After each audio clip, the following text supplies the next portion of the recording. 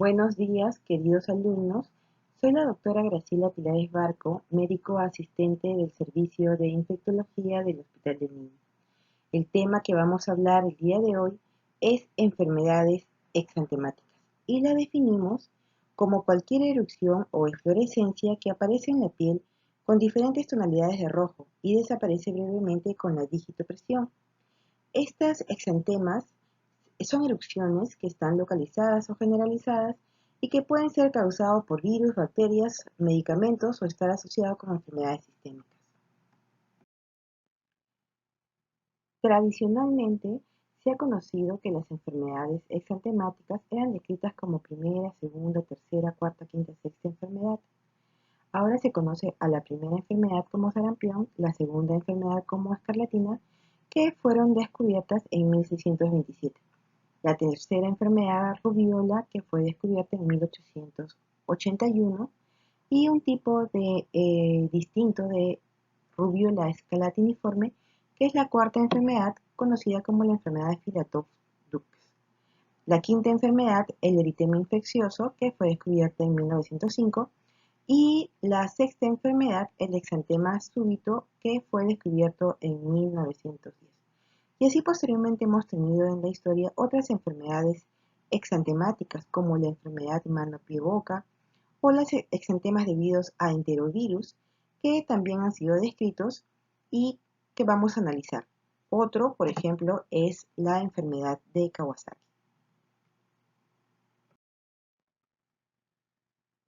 Entonces, vamos a empezar con el sarampión.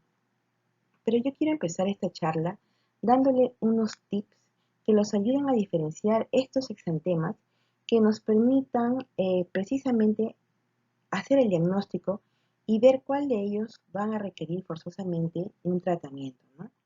Por ejemplo, debemos diferenciar a la enfermedad de Kawasaki y a la escarlatina. ¿Por qué? Porque ambas requieren diagnóstico precoz y un tratamiento oportuno.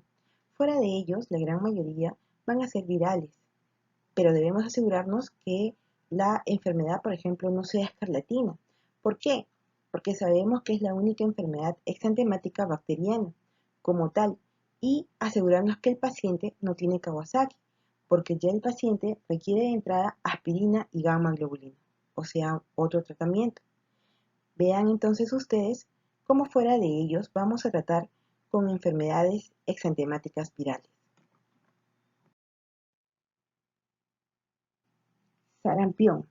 Es una enfermedad muy tóxica. Va a empezar con su clásico cuadro catarral, tos, coriza, conjuntivitis y tiene una triada clásica que es tos, conjuntivitis y coriza. Se caracteriza el sarampión de las otras enfermedades exantemáticas virales. Van a ver cómo el paciente puede presentar fotofobia, la fiebre es bastante elevada, contraria a la enfermedad rubiola, y clásicamente tiene sus signos de Koplik, que obviamente va a ser difícil de detectar. ¿Por qué? Porque sabemos que estas manchas se presentan previo al exantema. Son las manchas de Koplik, lesiones blanquecinas que semejan puntos de alfiler, son grisáceos de 1 a 3 milímetros y se localizan en los carrillos. Nuevamente, refiero que es muy difícil de identificar porque se presenta antes del exantema, pero es patognomónico en casi el 90%.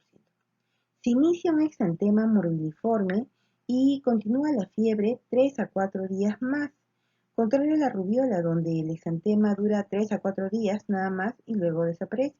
Aquí en el sarampión, al tercer día las lesiones están en todo su esplendor y la fiebre es máxima.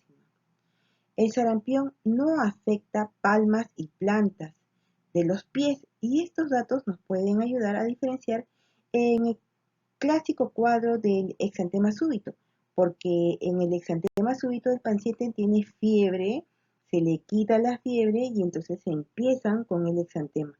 En el sarampión va al mismo tiempo la fiebre y el exantema. La patogenia del sarampión es clásico que empiece con secreciones respiratorias infectadas, que son las gotitas de Fluyer. es sumamente contagiosa y penetra en el epitelio respiratorio. Viene la viremia primaria, donde no vamos a tener clínica. Posteriormente penetra al retículo endotelial y empieza la segunda viremia. Y en esta segunda viremia va a empezar la clínica, y esto es entre el día quinto a séptimo día de contagio, cómo se disemina el virus a piel, vías respiratorias y los otros órganos. Es aquí precisamente donde vamos a explicar la clínica de tos, coriza y conjuntivitis y el exantema. Con esto es que explicamos la fisiopatología que ocurre en el sarampión. Tenemos en esta figura el exantema en boca, algo similar como la varicela y la rubiola, y las manchas de Koplik, que son grisáceas, localizadas en el carrillo. Aquí también tenemos las manchas de Koplik, que son puntiformes, localizadas en el carrillo. Aquí vamos a ver una cara sarampionosa, que vemos el exantema morbilliforme cefalocaudal, donde el paciente luce tóxico, ¿no?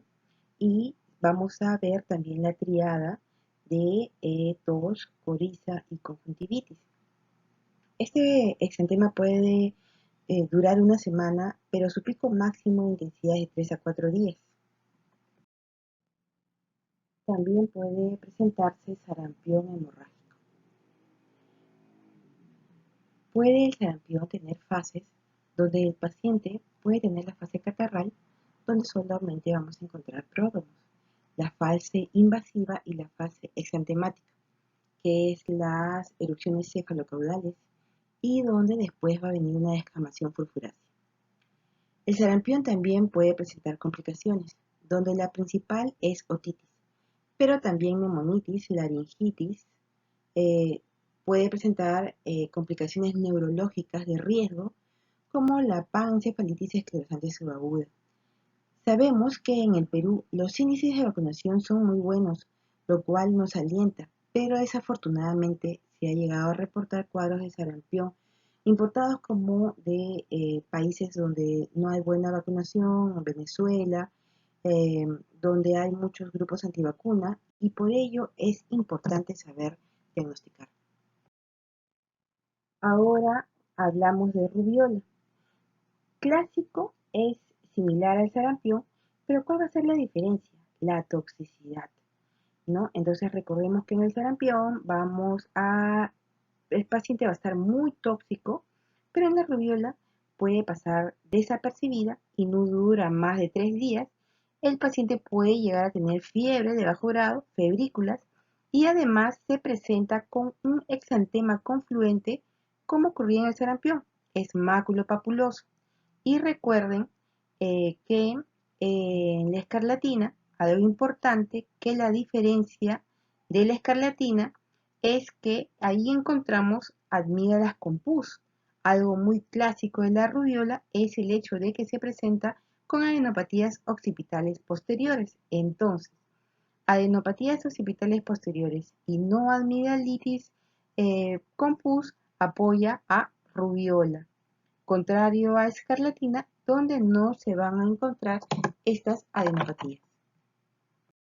La patogenia de la rubiola. Vamos a encontrar algo similar con el sarampión, donde tenemos las secreciones respiratorias infectadas. Esto va a penetrar al epitelio respiratorio, viene la viremia primaria, entra al sistema retículo endotelial, donde va a haber leve necrosis tisular, va a la viremia secundaria, y con ello las manifestaciones clínicas a través de la diseminación, ¿no? Entonces va a las secreciones de líquido cefalorraquídeo y de orina. Nuevamente recordando el periodo de incubación de la rubiola, que es de 14 a 21 días, y sarampión de 10 a 14 días. Posterior al periodo de incubación vienen los pródromos de la enfermedad y el clásico de la rubiola, que son las adenopatías preauriculares o las adenopatías occipitales. También el exantema es cefalocaudal mobiliforme y el paciente no luce tóxico. Aquí vamos a ver en estas fotos de estos niños que el exantema de la rubiola es papuloso, morbiliforme y confluente. Vamos a ver qué es confluente y aquí en esta tercera foto podemos observar las adenopatías occipitales posteriores clásicas de rubiola. Otra cosa que vamos a encontrar en la rubiola va a ser en el paladar, que no es patognomónico, pero vamos a encontrar los puntos de Forchheimer. El eritema infeccioso, que es producido por el parvovirus B19, que es un virus de NA. Presenta fiebre unos días y luego el clásico signo de la bofetada, y a partir de allí va a presentar un exantema cefalocaudal, pero aquí va a ser reticulado o en encaje. Ese es el clásico del eritema, que generalmente se presenta en lactantes, pues lo clásico es de que se presenten entre los 2 a los 10 años. Conforme va creciendo el paciente, es menos frecuente que se presente la enfermedad clásica, lo de la bofetada y el exantema reticular. Así pues, tenemos algunos adolescentes presentan exantemas petequiales, cuadros de artritis, artralgias, hepatitis o el clásico exantema en guante y calcetín. Entonces, vamos a ver cómo en esta entidad tenemos una amplia gama de manifestaciones. No es tan clásico como la rubiola o sarampión, sino que podemos tener una amplia gama de manifestaciones. Por ejemplo, volviendo al lactante, ¿no? Él va a presentar el signo de la bofetada y no tiene fiebre o puede haber tenido fiebre baja, ¿no? La fiebre se presenta este exantema reticulado y la diferencia con la escarlatina va a ser de que en la escarlatina vamos a tener la fiebre y el exantema juntos. Aquí en estas fotos vamos a ver el signo de la bofetada donde respeta la parte superior de los labios, el exantema reticular o en encaje y vamos a ver en las fotos de abajo también este signo de la bofetada, ¿no? Que es típico del eritema infeccioso. Aquí vamos a ver cómo es el eritema confluente, ¿no? Como encaje en glúteos, en las manos, como si fueran guantes, y en pacientes más adolescentes vamos a ver el exantema papulopurpúrico en guante y calcetín. Ahora vamos a hablar de exantema súbito. Es importante detectarlo porque el paciente es de más corta edad. Recordaremos que en el sarampión y rubiola es una etapa escolar y la edad clásica del exantema súbito es el paciente de más corta edad, entre 6 meses a 3 años. ¿Y por qué digo de 6 meses? Porque este bebé todavía tiene los anticuerpos maternos y ya después de esta edad puede entrar cualquier infección viral o bacteriana. Este exantema súbito va a ser producido por el herpes 6 en el 90% de los pacientes y un 10% el herpes virus tipo 7, ¿no? Se presenta, vuelvo a recalcar, entre la edad de los 6 meses y máximo los 3 años de vida y presenta fiebres altas, solo fiebre, fiebre, fiebre, que la madre no puede saber y se desespera porque no encuentran otro foco, ¿no? En su niño. Entonces, eventualmente pueden tener diarrea o eventualmente un cuadro catarral, ¿no? Este exantema moviliforme se inicia hacia el cuarto o quinto día, por eso es el nombre de súbito, ¿no? Yo me guío por el nombre súbito, significa de que el paciente tiene fiebre 3 o 4 días y después baja la fiebre y empieza todo el exantema, ¿no? Que puede durar entre 4 horas a 4 días, por lo general de 2 a 3 días, ¿no? Y la diferencia con el sarampión, ¿no? Donde surge al mismo tiempo la fiebre y el exantema, pero también tenemos que pensar en sarampión porque este exantema puede dar a niños de corta edad, como de 6 meses, ¿no? Entonces, ¿cómo es el exantema? Aquí empieza en cuello, tronco y luego se disemina a cara y extremidades. Y estas lesiones no van a ser confluentes y no descaman, ¿no? Entonces, contrario a lo que ocurre con sarampión y rubiola. Esta va a ser mi característica con respecto al exantema súbito. Acá vemos cómo se distribuye el exantema, es en cuello, en tronco y luego para los miembros inferiores, ¿no? No confluyen, ¿no? Y estas lesiones cuando van desapareciendo no descaman. Ahora vamos a ver escarlatina.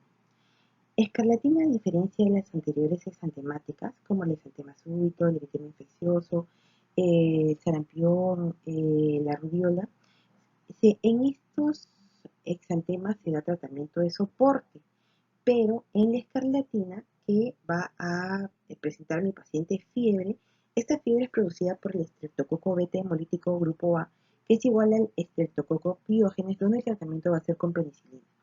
La edad va a ser una edad escolar que va a variar entre 3 a 15 años.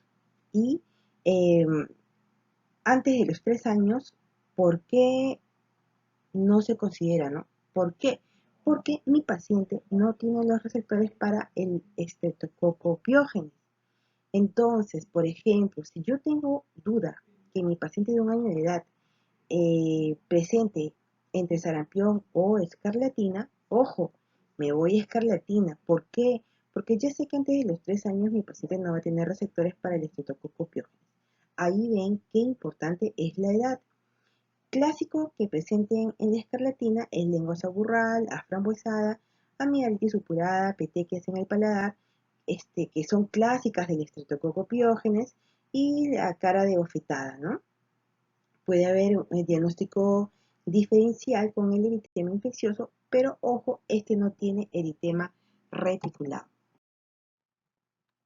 Vamos a ver en la gráfica cómo mi paciente tiene estas anginas grandes, hiperémicas, ¿no? Estreptocócicas típicas y estas petequias en el paladar también típicas de el estreptococo piógenes, el exantema que va a presentar nuestro paciente, papuloso, confluente, escalatiniforme y también vamos a encontrar en la escarlatina una piel en lija, ¿no?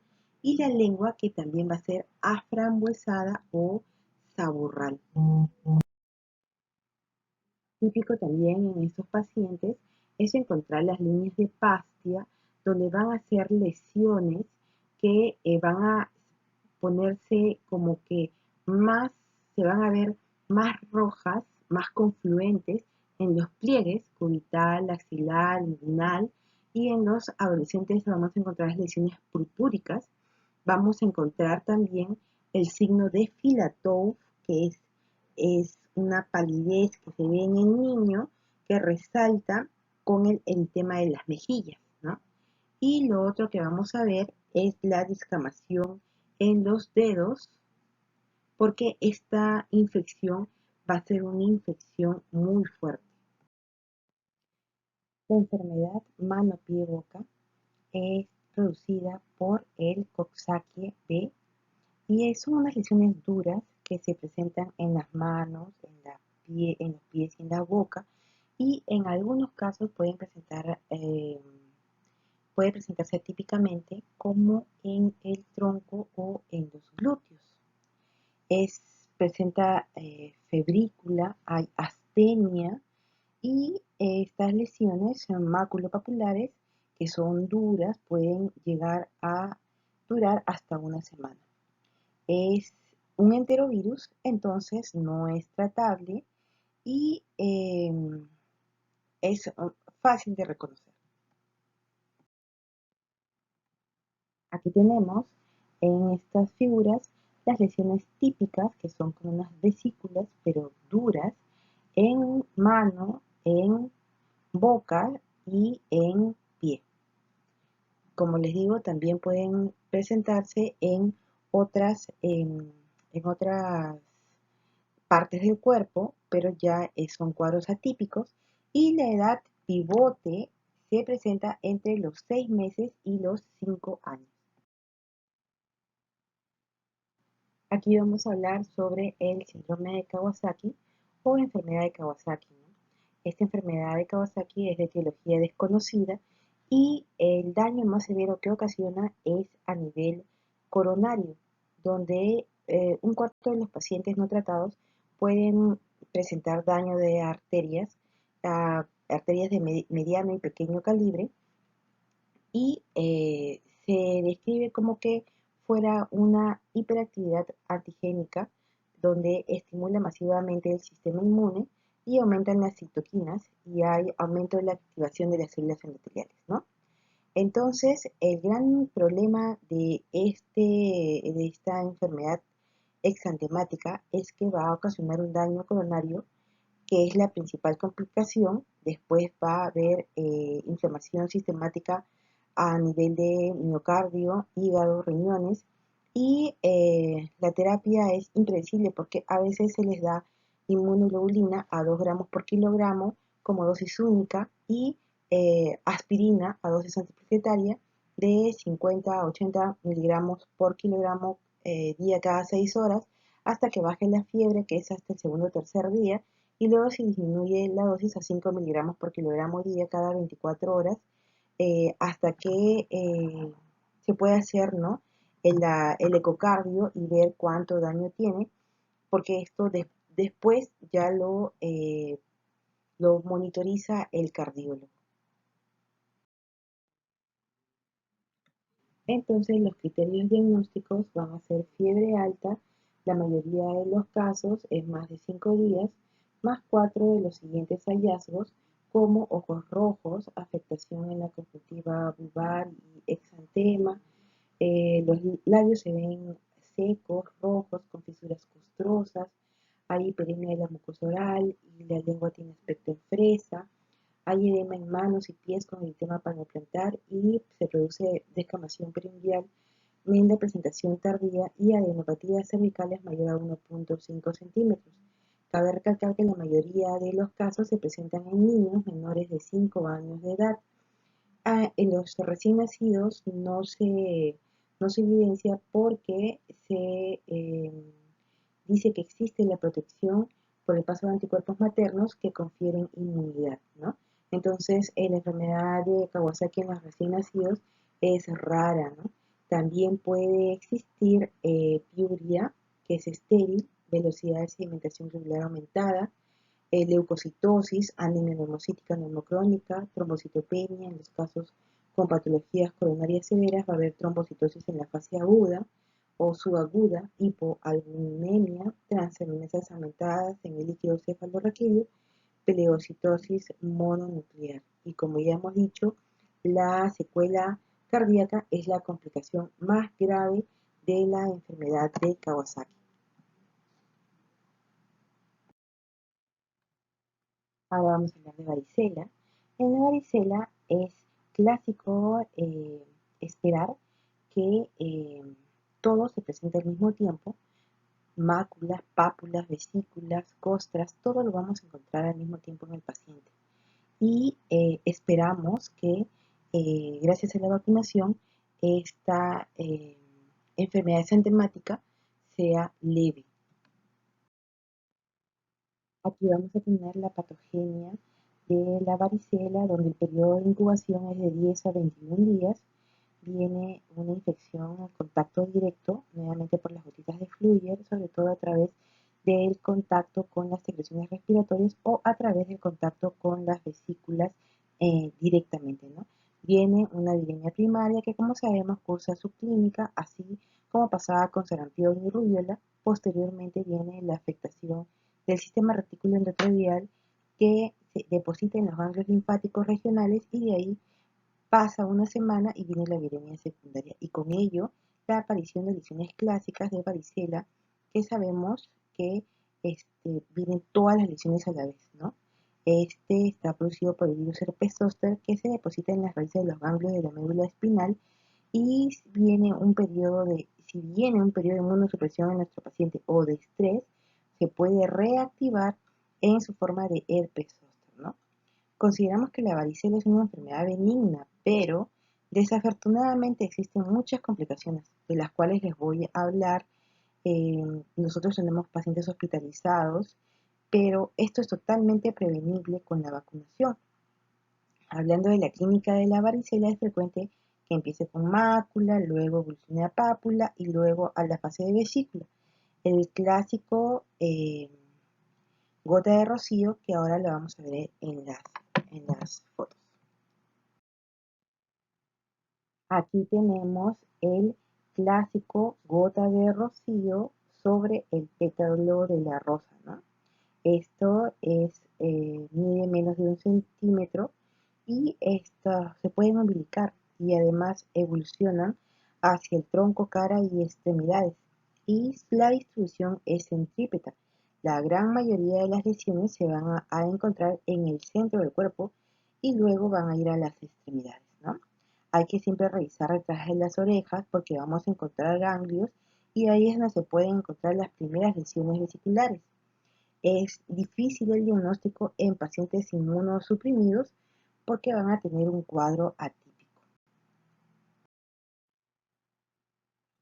Vamos a ver que las lesiones van a estar eh, distribuidas, ¿no? Como máculas, pápulas, vesículas, y que van a ser todas al mismo tiempo.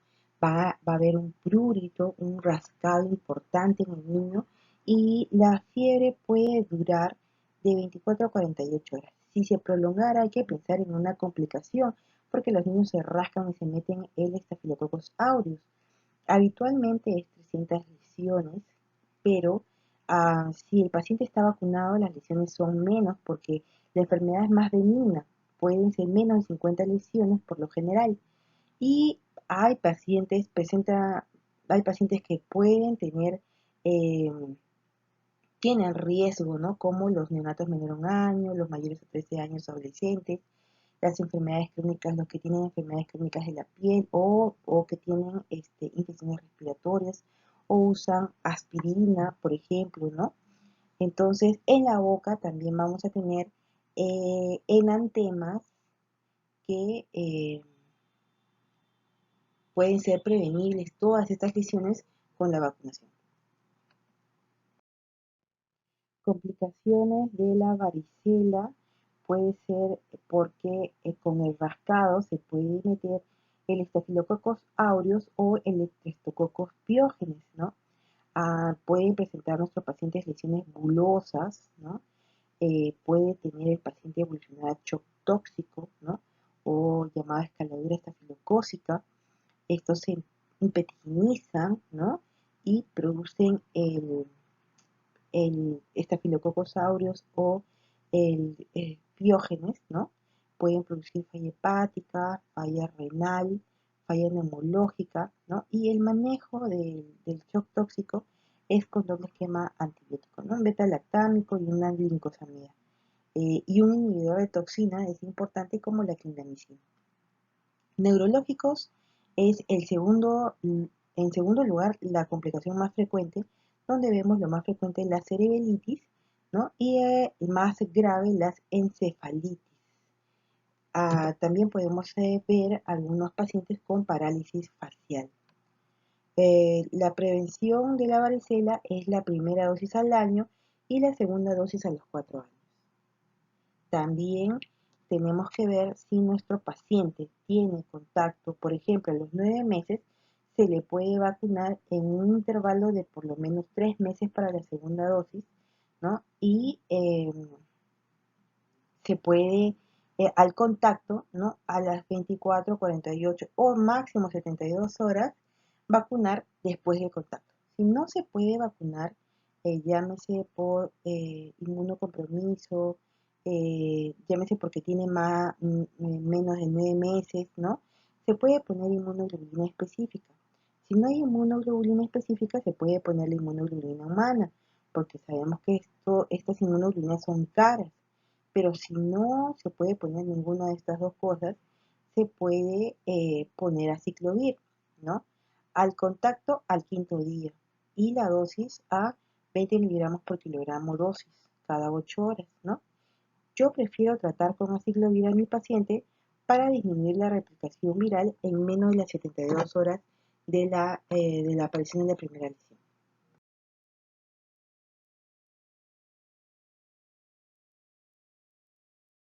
Bueno, espero que esta exposición haya sido muy importante para ustedes y les sirva bastante para su formación.